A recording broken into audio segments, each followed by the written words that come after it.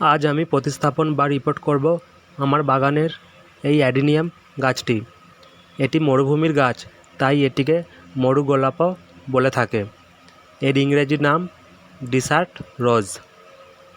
চলো বন্ধুরা, তাহলে দেখতে থাকো তোমরা কিভাবে আমি অ্যাডিনিয়াম গাছটি রিপোর্ট করি। ড্রেনেজযুক্ত হালকা বেলে মাটি সবচেয়ে ভালো।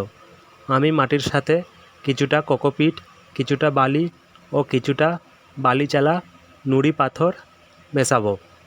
এবার এগুলো ভালো করে মিশিয়ে সয়েল রেডি করে নেব। আমি ছিদ্রযুক্ত টব না পাওয়ার কারণে এই মাটির পাত্রে রিপোর্ট করব। অবশ্যই আমি এই পাত্রে আগে থেকে ছিদ্র করে নিয়েছি। তোমরাও এমন টব নির্বাচন করবে যাতে ড্রেনেজ দিয়ে অতিরিক্ত জল বের হয়ে যায়। গাছের গোড়ায় যাতে জল না থাকে সেই দিকে অবশ্যই খেয়াল রাখতে হবে।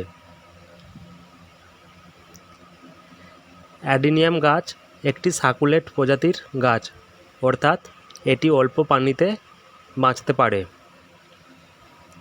গরমকালে সপ্তাহে 1 থেকে 2 বার জল দেবে, অবশ্যই মাটি শুকনো হয়ে যাওয়ার পর।